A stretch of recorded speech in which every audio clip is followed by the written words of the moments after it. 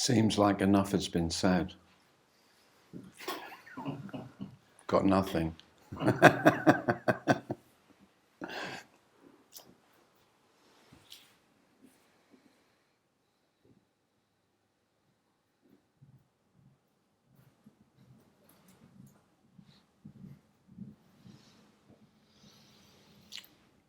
say something about cause and effect. Yeah. This looks like cause and effect. You have to tell a story. There's a story of knowing. This happened. Sorry, that happened. And this is the cause of that happening. If that didn't happen,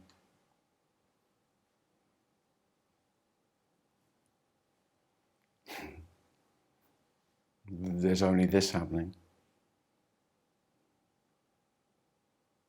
The story remains, but without any substance, because it's obvious it's just a story, so that I feel a bit more secure about this. And it can also give the illusion of security that if I do this, or if this happens, then it will have that effect. Cause and effect is the illusion of I know what's really happening, and the effects that what's happening will have.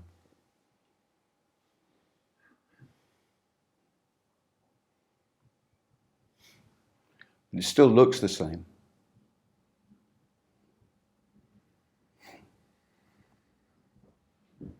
It's like the illusion of knowing cause and effect still appears, but it's not believed. It doesn't have the substance. The substance of it is that I know that to be true.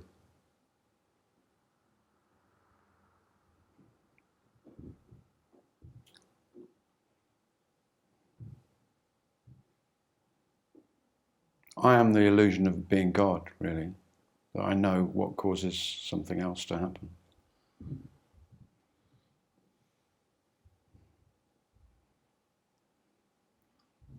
And you could say, self always doubts that. So there's always a niggling that I don't. It's hope, really. I hope I know, so that I can maintain the illusion that I have some control.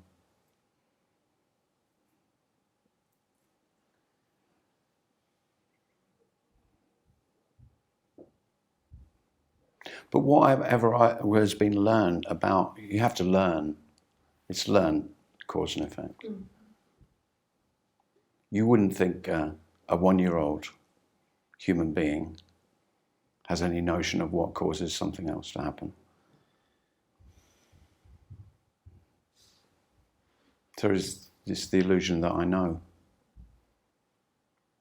how life works, really, and that's what cause and effect is, the illusion of I know how life works.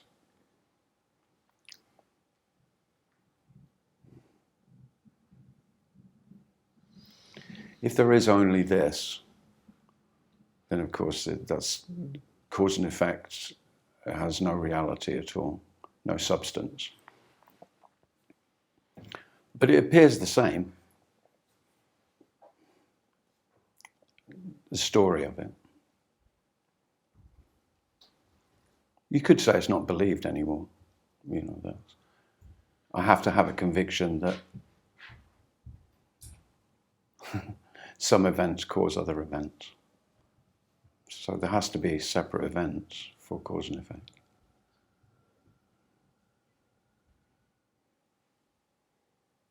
This is uncaused.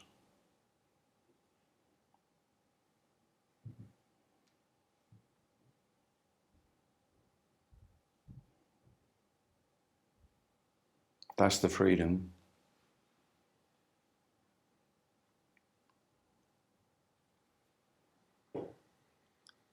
That's the unconditional.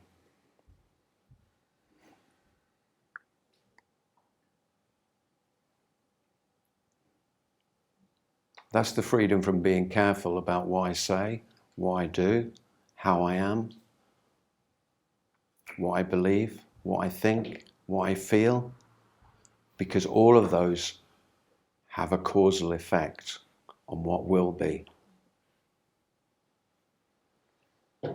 You could say the conviction in belief in cause and effect is the cause of all suffering, which is very paradoxical in itself. Saying that there is no cause and effect. But the belief in it, because I have to be so careful.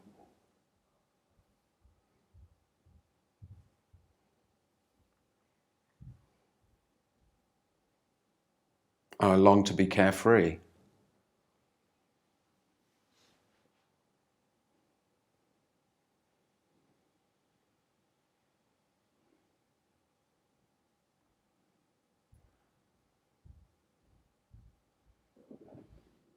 Not that there's anything wrong with caring, but I have to be so careful. I'm full of care.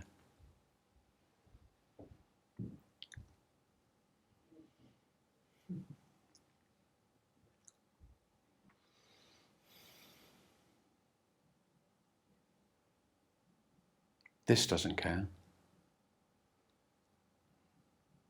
But caring appears.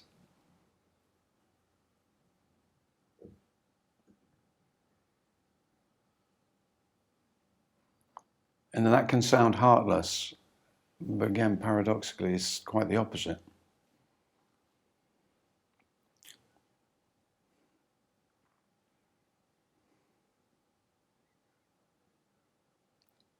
Because essentially, self only cares about self and how I appear to myself and to others' selves. And there's no peace in that. The moments of peace, or those in memory when I remember times when there seemed to be an unknowable okayness with everything, was the absence of that one who cares and was being careful. The freedom.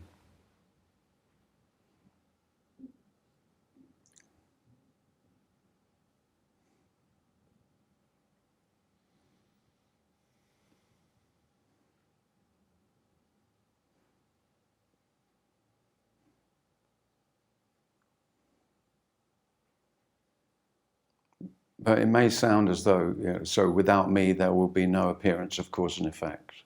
Not at all. That is how life appears.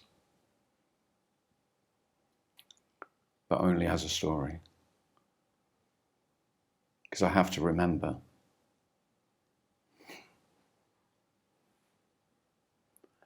There's two illusions that have to be in place. One is that I remember what happened to be a cause. And then I have to have the illusion that I know what's going on. I know what is happening, and that's the effect. And both are illusory. Memories are completely unreliable. And that's the only place a cause can live. And the sense that I know what is happening, that's illusory.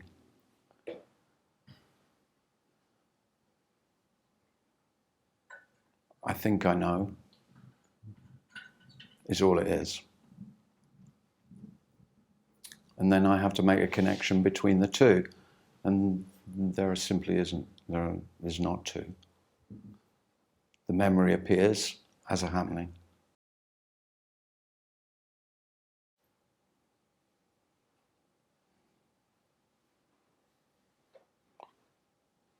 And the appearance of cause and effect is just another happening.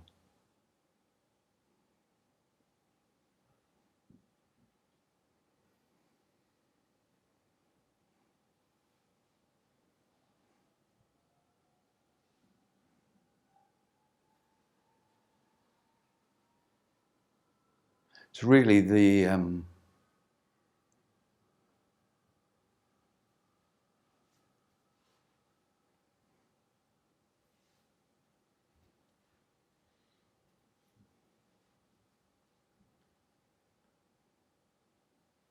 if I don't believe memories to be real anymore,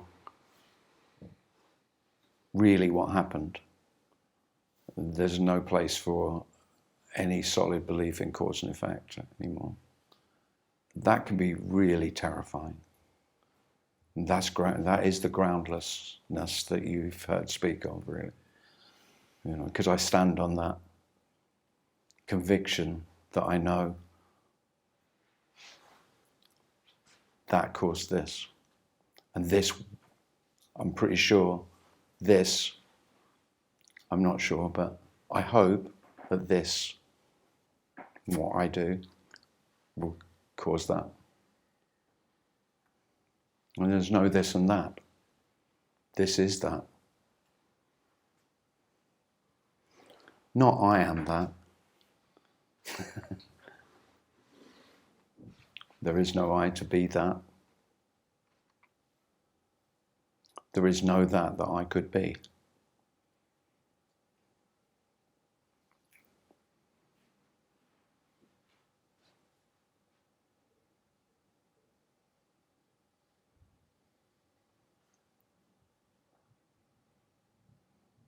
And that's not knowledge. That's not understanding or knowledge. Although, when you hear it, you can only tend to think that whoever says that or whoever's written that, they must know that and understand it. That this and that are not two. But it's just obvious. If it's obvious, there is only this. You can call it that if you want. Makes no difference. This doesn't care. Couldn't give a shit what you call it. It doesn't have a name. It's all names. There's no words for this. So it's all words. Language is liberated. Words are liberated. They have no essential meaning, purpose, or value other than each human being gives them. And that's freedom. Freedom to speak freely, freedom to write freely, to think freely. You don't do any of that. It is already free, but without the constraints and the checking. Spoke about that quite a lot yesterday. I am the checking. And a lot of that need to be careful comes from the conviction that my actions, my thoughts do have consequences. There are no consequences.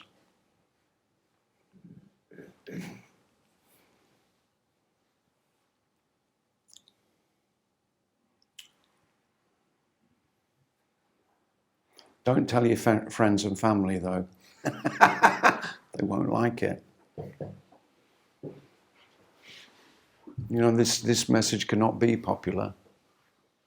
Of course it can't. I live in the illusion of control and management.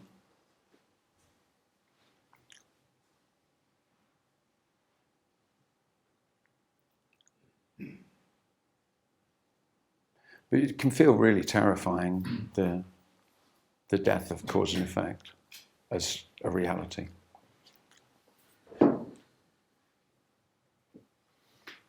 Which is the death of time, of course. Cause and effect is only in time. This is the beginning. Always.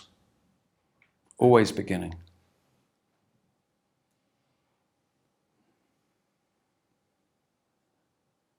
And that's not separate from the end. This is always ending as it begins. no space between, no lifespan, no continuity. That's not how this is. It's not replaced, that knowing or that conviction, in beginnings and endings and time in between, which we call separate lives of things. There can be immense mourning for that,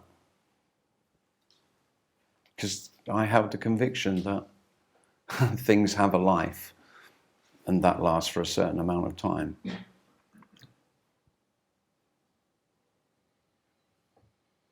But it is incredibly liberating. When all things are liberated, there's no liberation for you, but everything that you've taken to be real is liberated from your belief in your solid conviction that you know what's real.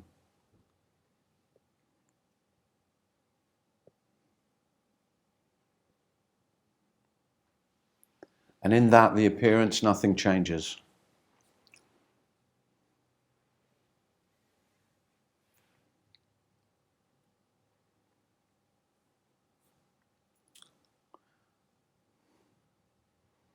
But you could say how life is felt and how it's experienced is immeasurably different, and yet exactly the same.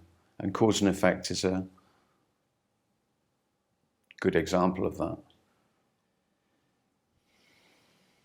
And you don't lose the ability to still think in time and in cause and effect. It's just exactly the same. You don't believe it to be real anymore. You don't know what's real anymore. That's how it already is.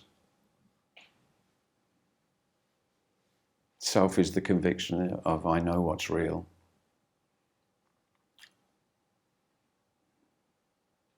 But it's hard work. It has to be maintained.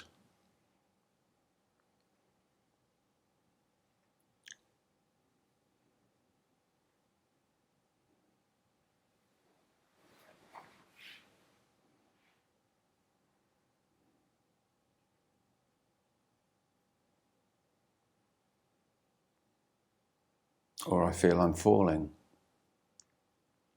I'm losing it. It's falling apart. All the cliched phrases we have for breaking down.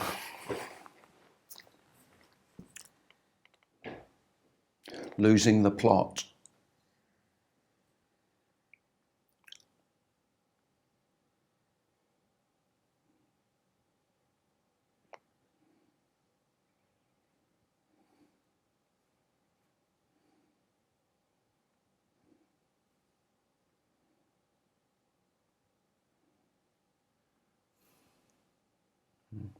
This doesn't have a plot.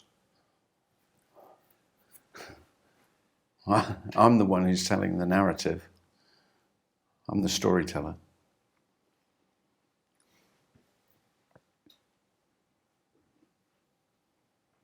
With me as the central character.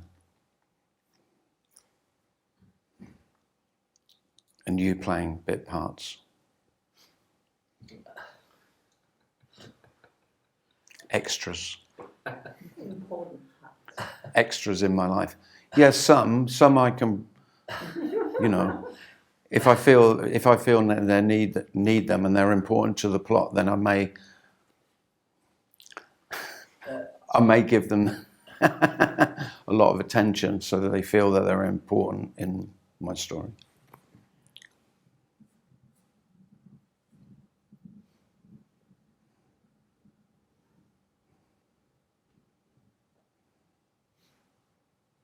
So the story remains.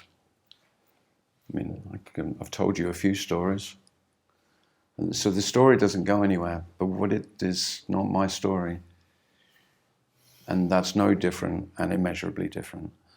And that's about as good as I've got in trying to express the difference. while there's memory, they'll be telling stories of what seemed to have happened, and even making connections about it appears that that led to that. The change is that it doesn't mean anything. It doesn't have significance. Whereas for me, my story is immensely significant. It's by far the more significant than anything else in life. No matter how you delude yourself and others, you may delude yourself that it's not. But for me, all the planets orbit around, I am the sun. That's how self is. Utterly self-centered. That's why the the feeling of being me is this centeredness. And I'm terrified. There can be real terror in if that becomes, even if it starts to become less real, less substantial, if I become more unsure of myself as the center. By that I mean I don't know where I am.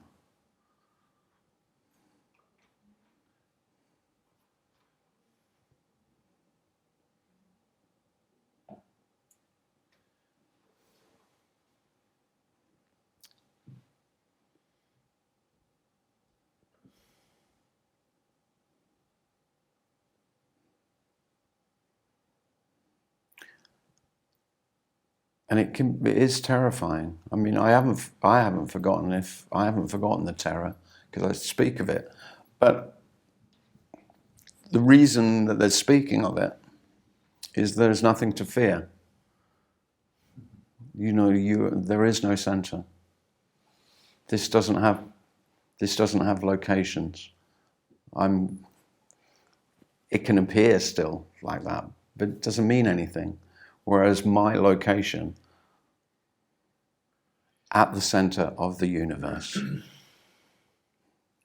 everything in relation to me, revolving around me, that if that becomes even slightly transparent, I become terrified.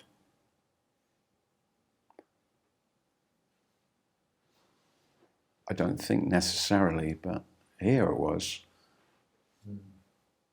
And nearly everyone I've spoken to who has even had glimpses or have memories of falling away, there was an immense peace to that seeming experience, but there was also fear. But it is how it is already. There is only how it is already.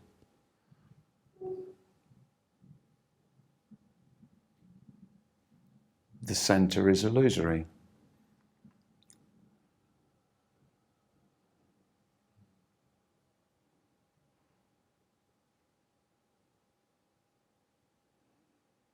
This is all space.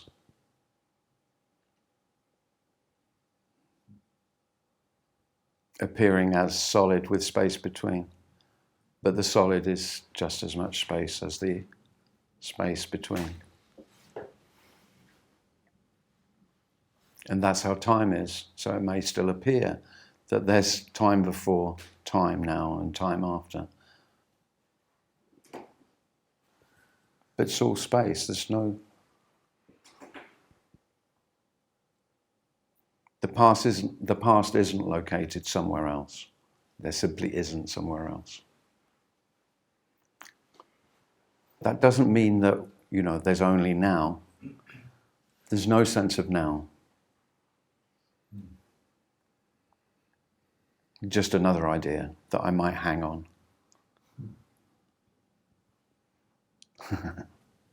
There couldn't be more now. Sorry, Eckhart. There could not be more now if now is all. Could there?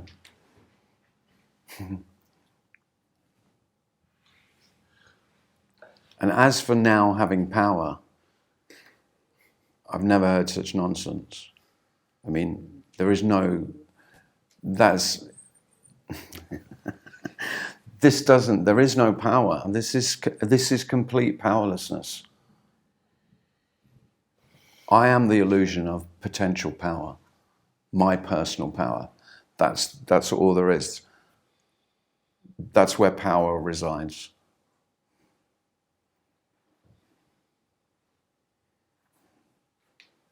And so, because I have a conviction in my personal power, my authority, my volition, my agency, my power, so I then think I could become more powerful or less powerful.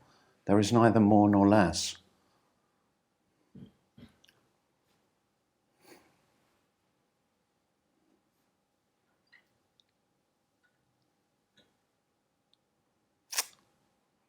So you can't look to another human being and as more or less powerful. It's the end of that.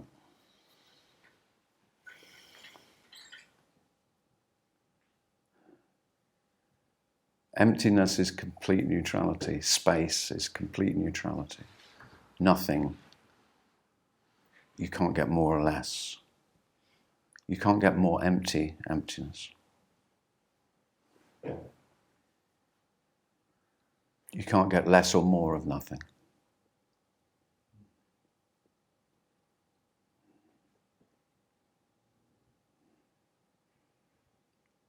Nothing doesn't cause nothing to happen.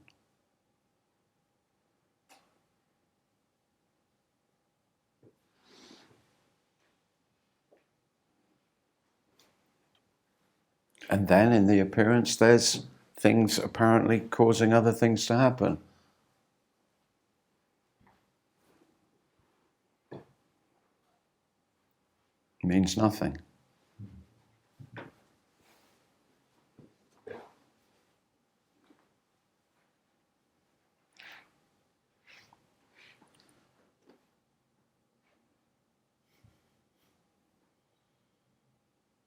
This is the beginning, and this is the end, and there's no space between.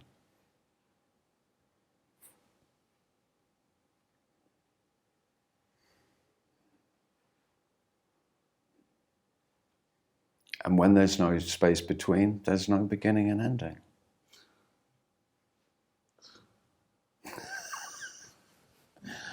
That doesn't leave you much to work with. Really, that's what I am. I'm a work in progress. So there's no work without me. There's no progress.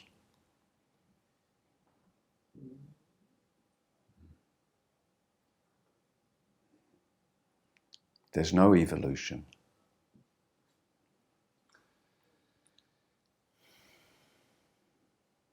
Just beautiful stories. And then all stories are liberated in this to be the stories that they are. There are no more true stories as compared with false stories. All beautiful stories. Your story and what you call my story. Beautiful stories. And we're storytellers as human beings. We love telling stories.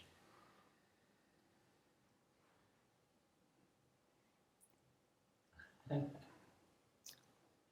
to listen to it. And listening to stories. I mean, as a child, that was my favourite thing. Still is, really.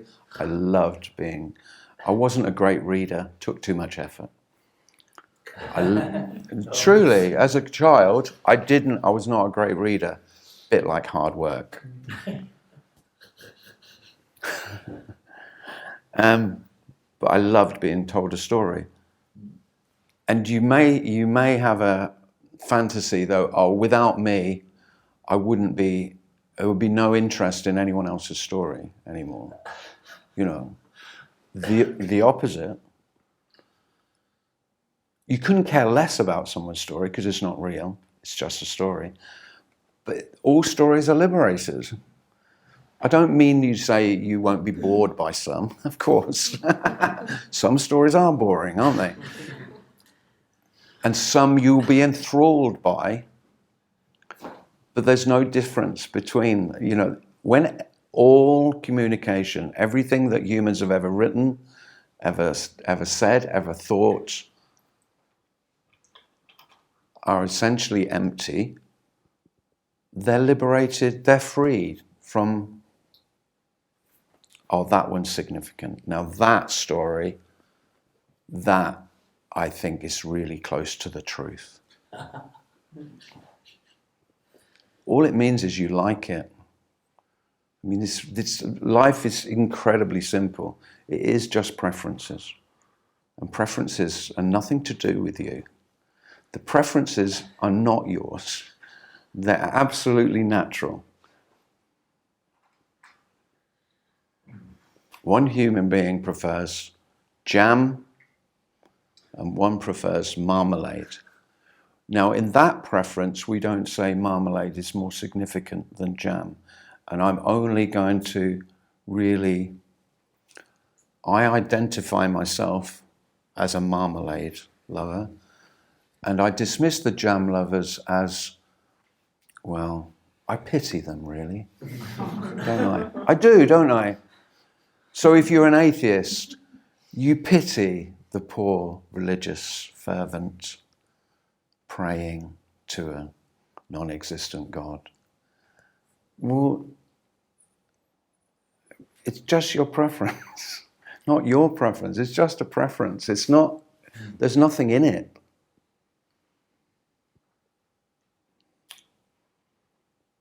So if you were an atheist and that was part of your identity of that's who I am, you may still, if you're pushed on your religious conviction, you may still label yourself as atheist, and it means absolutely nothing.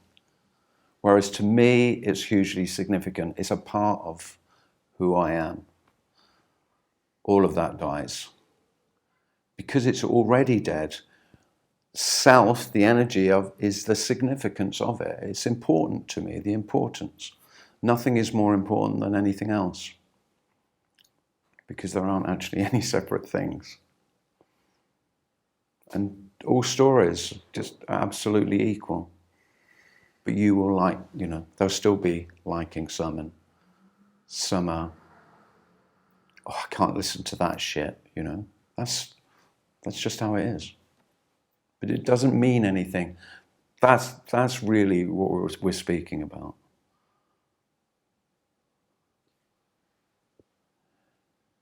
It's this sense of significance to me that gives everything its importance or insignificance,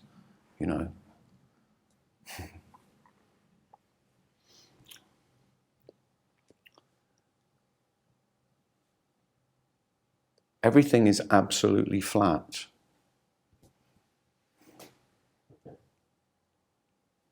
Even if things appear to stand out and others recede into the background, there is no foreground and background.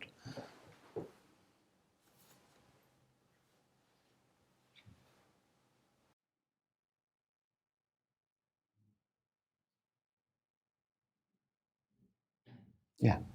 What about healing and healing? Healing. Yeah, and illness, sickness. Is that actually, because I remember I was traveling in India and I got a lot of belly and sickness. Right. And I had this sense that, how do I say, that it would just go away by itself. That actually there was like, I didn't even bother almost to go to a doctor or to, because I just knew that when I went there, suddenly it was gone, and then something else, and I don't know, I just have this sense. Also, sometimes I get a lot of pressure in the head region, and some people say, oh, it's your ego resisting, and a lot of things, and I'm like, right. I don't know, it just comes, it just goes away, and suddenly something else comes, goes away. So it's this sense of actually not, in a sense, knowing. and that even go to a doctor sometimes, not to neglect people going to a doctor, not like that, but there's just a sense that no one knows in the end. No. So it's just, yeah. So healing is also a little bit like, yeah, I don't know, but... Yeah. No, of course there appears to be healing, Yeah. or not, Yeah. but that's only in the telling of a story, isn't it? I have to say what it was like before I was healed, and now I'm healed, or I'm in the process of healing, when there is only as it is. It's just a story, healing. And sickness as well? It's also a story? Or... Well, there is just as it is. It's too. This is far too simple. So, how is it at the moment? Well, the body is sick, but the body is just as it is. But the story that is sick is it was well. Now it's sick, and then I imagine I could be healed, or the sickness could kill me.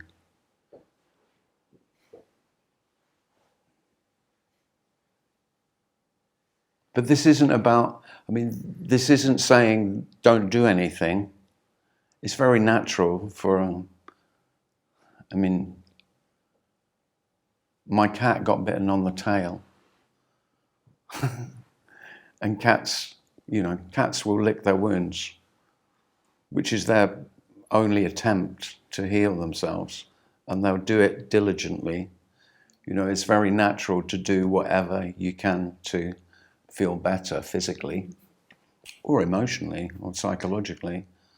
So this isn't saying there's anything wrong with any healing treatment. This is not taking any position about some behaviors, some actions are better than others. It has nothing to say about it. There's no better or worse. And that's just this deep sense that in the end no one knows. No one knows. Yeah, so even though you can go to treatments, you can do healing, and whatever it takes to alleviate. But because I remember when I have a headache, I take paracetamol, and my headache within a couple of hours seems to have gone. If I get a headache, I take paracetamol. It doesn't need you to do that.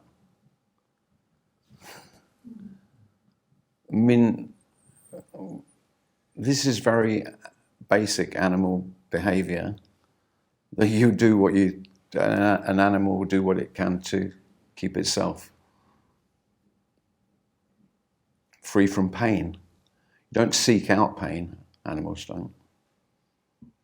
And they'll do what they can to avoid it. It's self that's, if self seeks pain, masochism, that's self right there. You won't see animals doing that. Being masochistic, pleasure from pain. That's because I get pleasure from, it's the story that pleasure is somehow enjoyable. I don't know how I got into masochism there, but maybe I'm giving a bit much away. Or gave you a little insight into something else.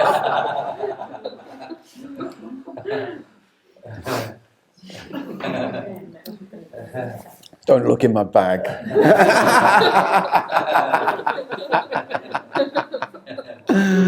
Oh dear. I've got a question. Yeah. It's not making up a question. But as you say, this doesn't care. So this also is idealistic. So if there's illness, there's illness. If there's pain, there's pain. There's often a story, isn't there, that this doesn't happen, or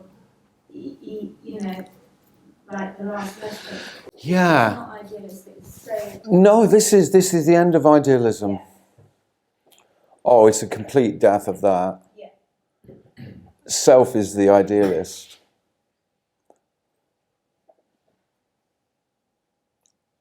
Any ideal is awful, face down in the shit. All your idols, whatever you've idealized, whoever you've idealized, they all crumble. It's all dust, not even dust. Yeah, and it can feel devastating. I've idealized an ideal self, and that's the striving, that's the longing. Or an ideal. That I can move towards an ideal me. An ideal awakening. An ideal awakening, if you're that, or, you know, for most blokes I know, an ideal car, or an ideal set of golf clubs. It's just the fucking same. All seeking. Spiritual seeking is no different. It's just that the spiritual seeker has put themselves on a much higher pedestal and looks down their nose at the poor Unconscious. Bless them. Bless them for wanting a new pair of shoes. How very... I just pity them. You don't pity anyone anymore.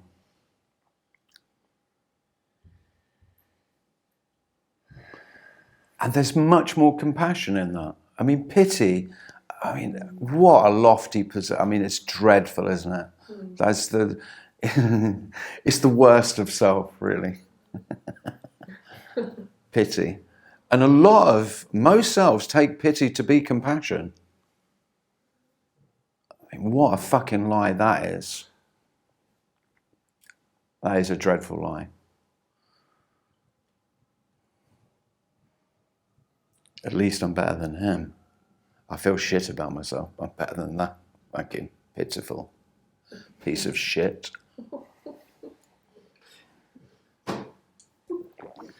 It's awful, isn't it? So I have a poem. It's not my poem. That you wrote over lunch. That I knocked up while I was eating an omelette earlier. John I don't know if it's Friday or yesterday, that I said there's no explanation for love. But of course that doesn't stop human beings trying. And John said he remembered this lovely poem, and then so I looked it up. It's called Explanations of Love by American guy called Carl Sandburg. There is a place where love begins and a place where love ends. There is a touch of two hands that foils all dictionaries. There is a look of eyes fierce as big Bethlehem, open hearth furnace, or a little green fire. Acetylene torch. A little green fire, acetylene torch. I was struggling with the word acetylene there. There are single careless bywords, portentous as a big bend in the Mississippi River. Hands, eyes, bywords. Out of these, love makes battlegrounds and workshops. There is a pair of shoes that love wears, and the coming is a mystery. There is a warning love sends, and the cost of it is never written till long afterward. There are explanations of love in all languages, and not one found wiser than this. There is a place where love begins, and a place where love ends, and love asks nothing. Nice? Yeah. It's nice, isn't it? He wasn't a non-duality speaker. But that's beautiful, isn't it? So this place, this placeless place, where love begins and love ends. It's beautiful.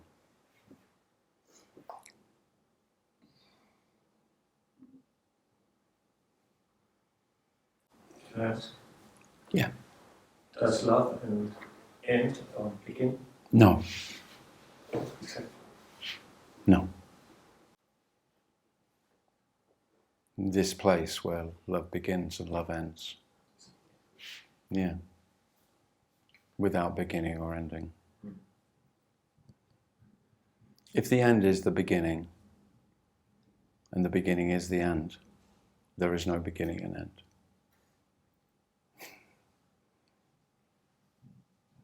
Just no space between.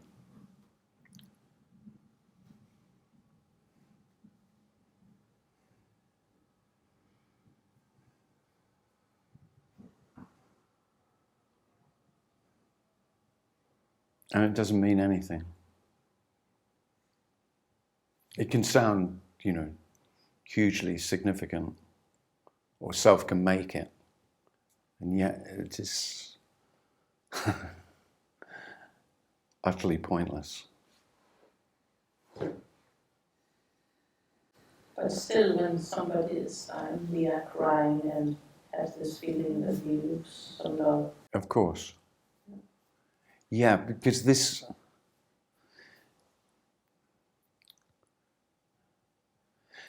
can sound as though what we call relational love is somehow wrong, is not it, of course, but there is no exception. So what most people call love, which is in relationship, this in no way makes that inferior. There is no superior or inferior. Love is all. That's the unconditional nature. There aren't any conditions.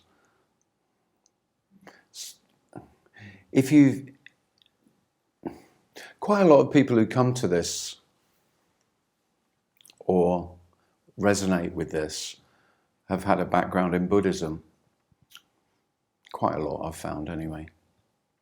Not necessarily, but quite a lot. And of course, Buddhism has this notion of attachment being the enemy,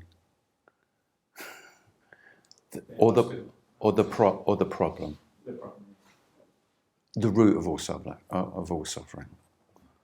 I couldn't agree less. Attachment is completely natural. What I do, as me, is make it my attachments.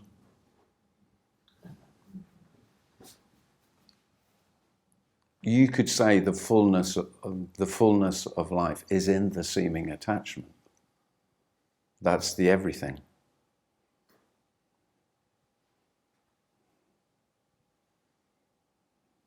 So attachments aren't diminished in any way. They're liberated from being mine. But the attachments remain in a more direct, obvious way, without them coming through me in relation to me and what they mean to me. They just are. Everything just is, including attachments.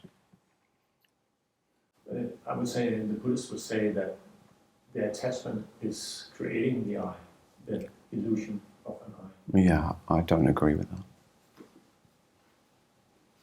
I think that the Buddhists would say that the I doesn't exist, the self doesn't exist. Oh. That's true. I think they will agree on you in that. Mm-hmm. But create the illusion is this self-grasping of an I that is caused by attachment. Yeah. And I think, it sounds like a good idea, because then I can work in a process of working to rid of not being attached. I can work on that. But that's just something else for me to do, to work on being less attached. But it's never my attachment. It never is.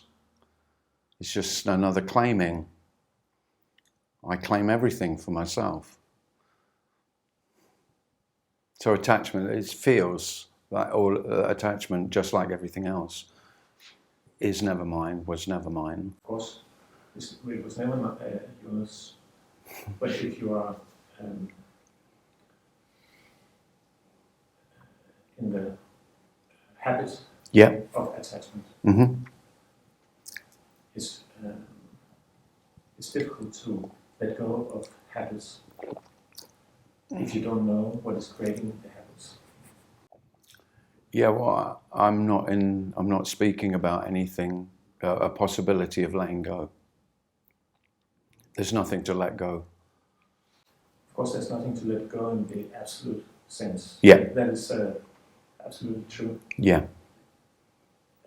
We're speaking from the illusory kind of level, Mm-hmm. the dream level. Yeah. That's all there is.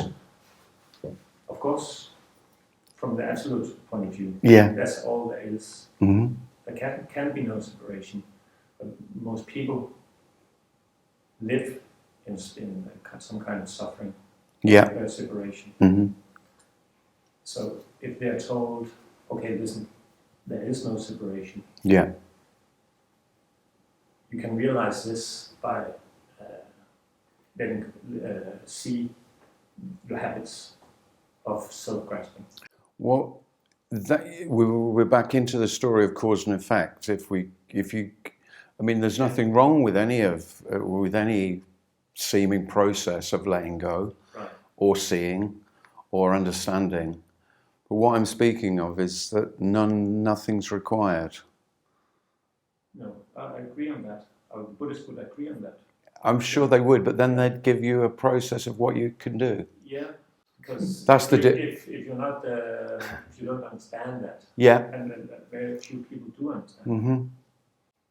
What I'm suggesting is, though, I don't understand it. Now that's what we can't speak of. And I spent a lot of time and effort in trying to understand. Yeah. But even that, a Buddhist would agree. There's no way that an individual self can understand No. the unlimited. There's no way. No. So what I mean is, I didn't come to an understanding. What seemed to happen, and again, it's only another story, what seemed to happen was that it became, this is when it was really, truly dreadful. All my understanding, all of my knowledge, all of my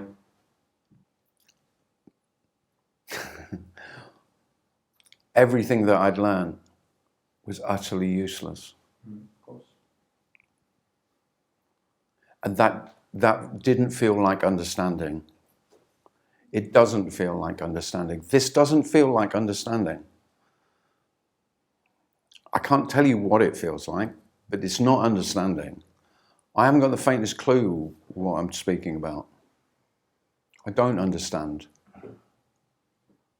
Understanding, there is no freedom in understanding.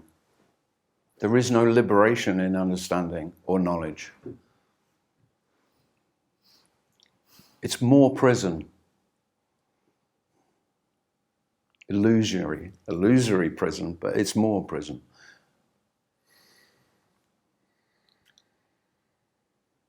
So the prison cell that I talked about, that I had that image of being inside, it's like putting new carpets in and some new furniture and getting the builders, and rather than the little tiny window, I've got a really, it's like a whole glass wall and I can see outside and there's no bars, but still I'm in prison.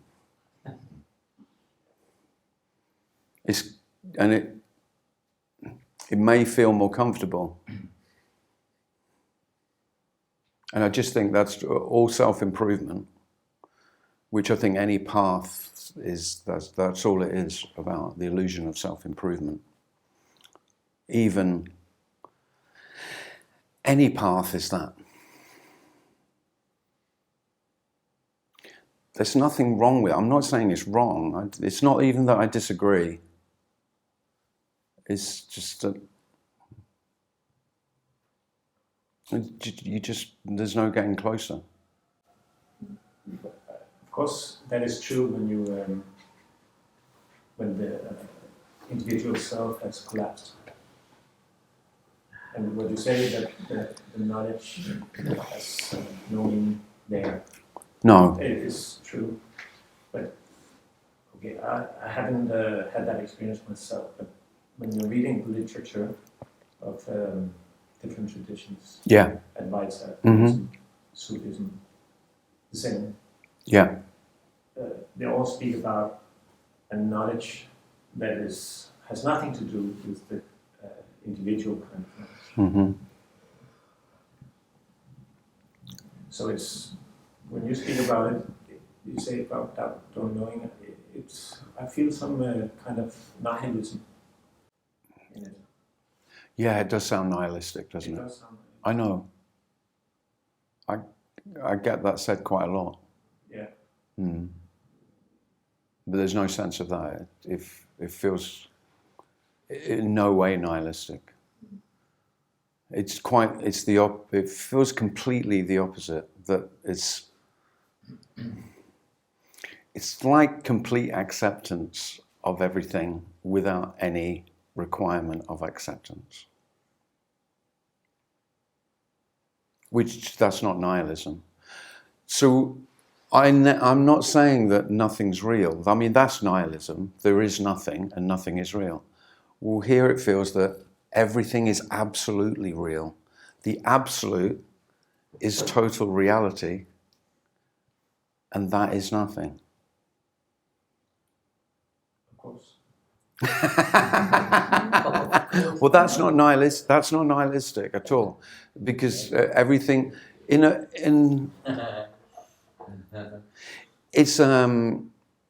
it's not denying anything. You know that what self wants to do is deny that as unreal and that as real, that as towards the truth, that away from the truth. You know, there's truth and lies.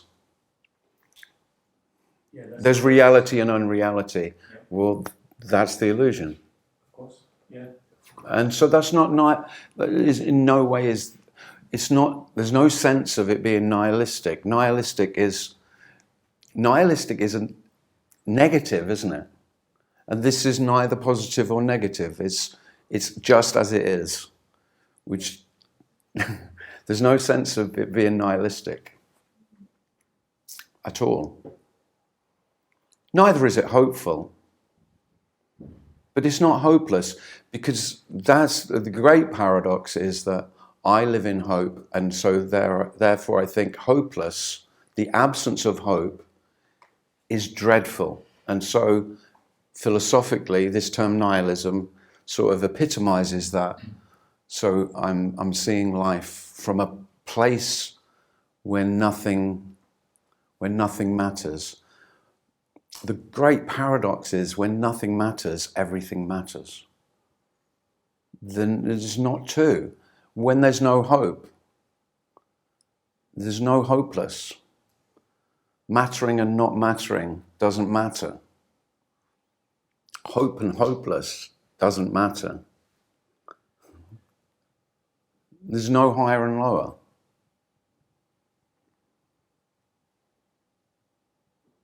It's not nihilistic.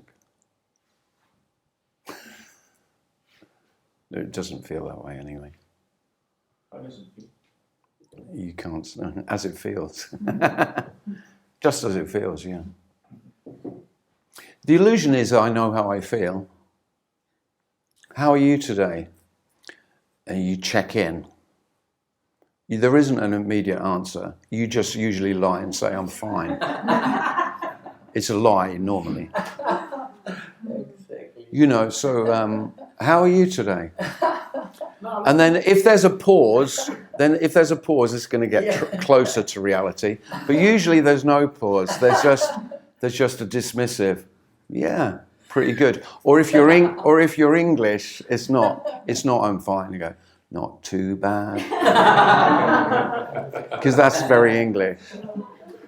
You know, it's pretty shit, but not too shit. Could be worse. It's all right. It's all right. And all right sounds like, oh, everything is right. But when an English person says all right, they mean not too shit. Just the normal pretty shit. But the truth is, I mean, the reality is, you have no idea. I don't know how I feel. So you ask me, how does it feel? And of course, the only reality is, there has to be a space, thinking, and then some not very accurate words, which never really relate to how this is. We don't know how this is. That's the truth. Can I ask you, but how do you know that? Yeah, good question. Self to that? Yeah, good question. There's no knowing how anything's known. So there could be a subtle self that you're not aware of. Of course. So everything you say could be absolutely bullshit. Oh, it is bullshit. But there's no more bullshit. I mean, there's no significance in this message. And that's probably where it's different from what religious or spiritual, because of course they're hugely significant, aren't they? Because they're leading me towards whatever I've fantasized that I could lie ahead. And that's not what this is saying. Okay, I'm not in that state myself, but when you do read the literature, you, in all traditions, Sufis, Ramana, Maharshi, Yeah. they all speak about immense bliss and in an absolute way, not this kind of bliss that we know from the relative point of view. Yeah. And they also speak about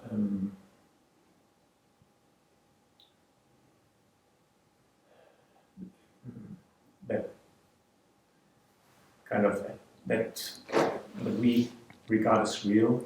Yeah. They all the times is a passing show Yeah. on reality. So even in deep sleep, for example, they're completely aware. Yeah.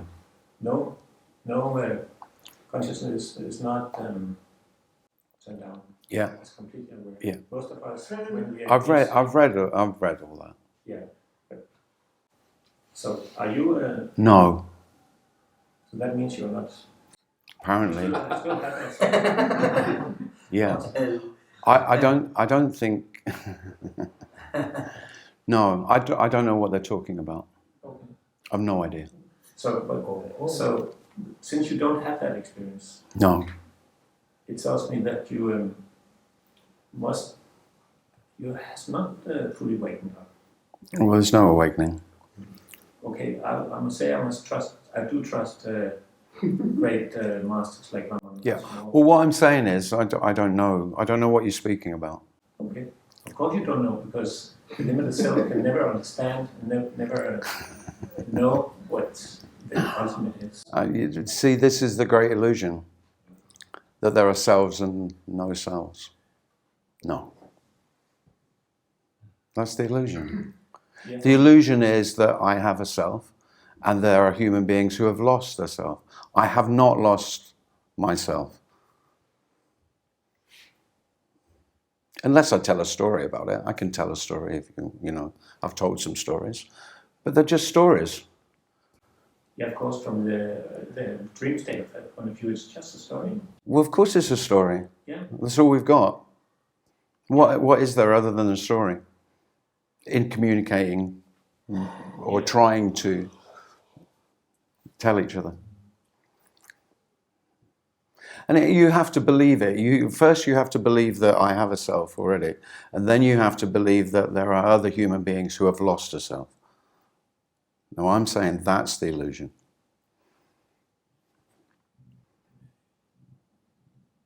Of course, there never was any illusion. And so there's never any loss. But you've just told me of these masters who have attained a state. And what I'm speaking of has nothing to do with the state that seems to be apparent, that seems to be present, that is appearing.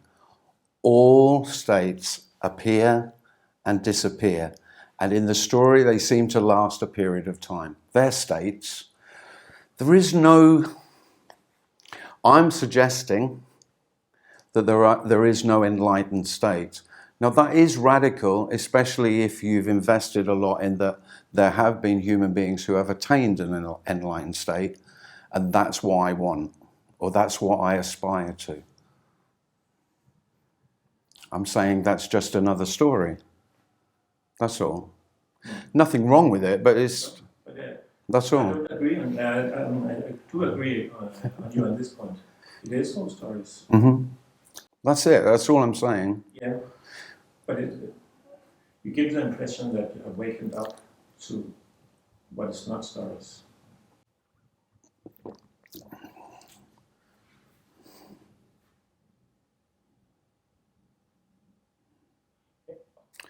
Awakening is just another story. Yeah, from the from the individual point. No, it is just another story. It doesn't have to be from an individual It's point not of view. waking, of course. Exactly. Yeah. We're not disagreeing, are we? One point we are. Tell me the point we're disagreeing on, because I'd struggle to see it. Other than you think that there are masters or beings, enlightened beings. Yeah? Yeah. Yeah. Okay, I don't say I know anything. I'm just referring to what I've read and what I've read of the masters. Yeah, and I'm saying that's the great illusion, that there are lowly, poor human beings with a self, and then there is a possibility, because I've read and I've heard, of enlightened beings. I'm saying that's the great carrot dangled in front of self. Yeah. But maybe it's a necessary carrot for some. It's a what? A necessary carrot. Nothing's necessary. From the ultimate point of view, nothing is necessary. Yeah. That's really what I want to tell. I do want to say to the world, nothing's necessary. I know you think it is. And that's all it is. All necessity is, I think it's necessary. It's no more than that. It's a thought. Or a firmly held conviction, which is just another thought. So Tim, when we say, for example, the self is claiming attachment or claiming that, is that even real, or is it just because, is it more like claiming just happens? Well, it's real in the sense of there's a thought that claims, or there's a felt sense of belonging, or a felt sense of ownership. They're all real as they are. But it's not. There is nothing that's not real that appears. That's all. This is the only reality. But the story is, if you say the self, because the self is not real in that sense. So that's more like a story. So it's more like claiming happens. Yeah. Attachment happens. Yeah. But the story comes when you say there was this I that claimed this and that, because this I is not solid. It's not. Well, the problem with feeling like me is it is felt. It's not just because I have read and heard quite a few speakers who write and speak about that the all self is a thought, but it's I haven't forgotten. It's a very bodily felt sense. It's like this feeling of separateness, of being inside. It's like it's cellular. It feels. It has a sense of in my bones. I'm me down to my bones. Okay, so you can say that sense Mm-hmm. can actually leave you, like Yeah. yeah. So, but what some people maybe then call so-called awakening is that sense of. But what? Yeah, and I mean, yeah, I can't say in the story that there's not seemingly something that happens, but the the bit I wasn't expecting, that wasn't anticipated, that wasn't imagined, was there'd be no recognition of that. There was no point of recognition of no self, because I was always waiting until I knew the absence of myself. Because that's all as me, that's all I could do. I could only imagine that I would notice. Well, the dreadful news for me is that there's nothing to notice. There's no noticing. There's nothing to be seen, only what's seen. But then there is this noticing that something cellular has left or did That, yeah, and so what was noticed, you could, if I'm trying to describe it, the only way I can describe the absence of me is the absence of what the symptoms that I seem to produce as myself.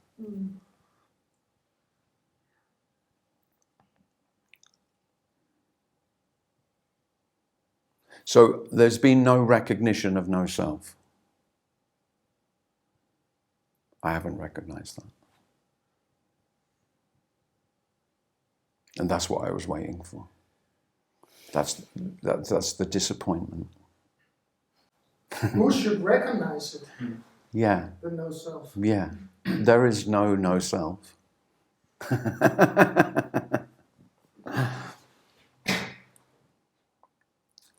It does. I mean, I heard a lot in lots of books that I read about the cosmic joke of this, and it is funny. It's a tragic comedy. This effort to become, to try and attain a certain state, this state of no self.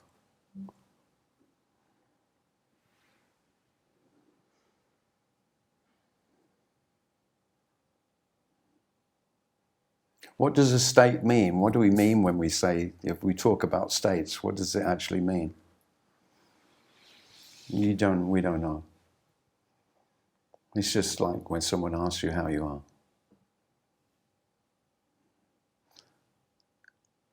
And one of the great illusions that I tell myself is that I know how I feel, or I don't. Feelings are so, everything that we say is real, is so ephemeral, there's nothing to hold on to.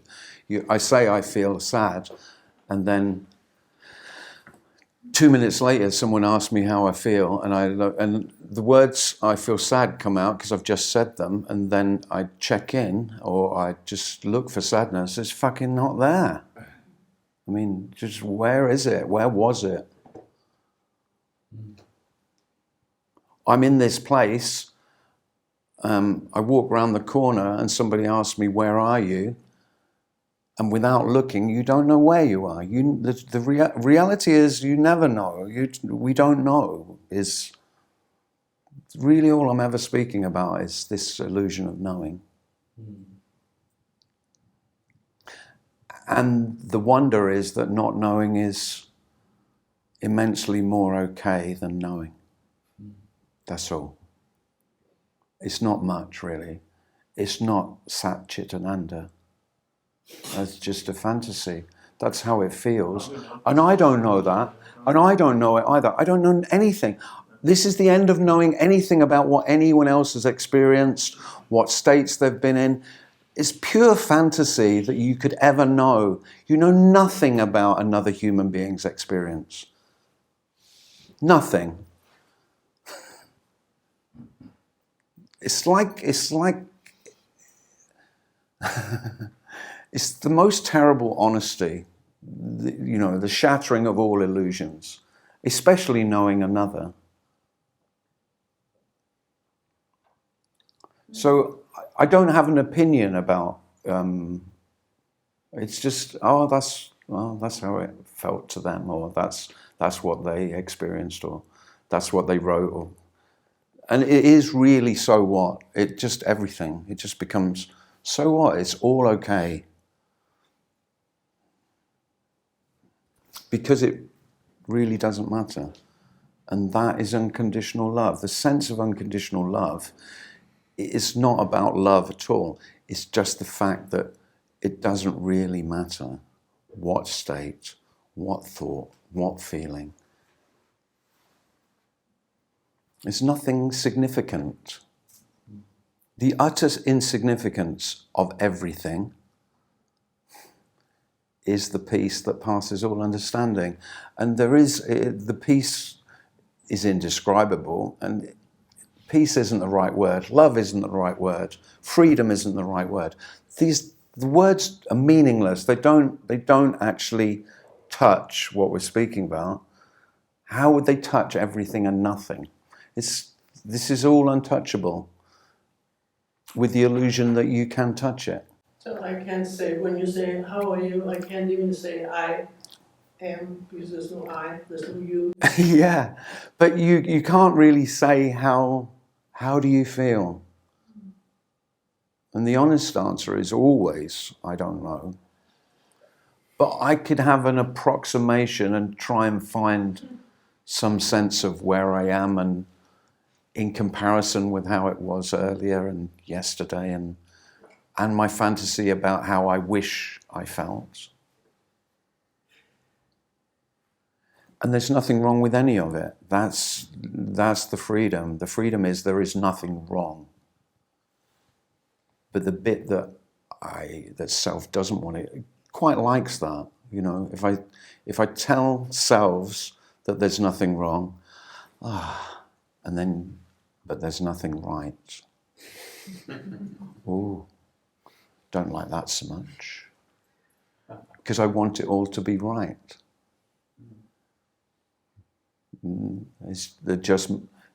It can be just terribly obvious that I have made all that shit up. And the making it up can still happen, and there's nothing wrong with it, but the irrelevance of everything is the peace. Beyond all understanding.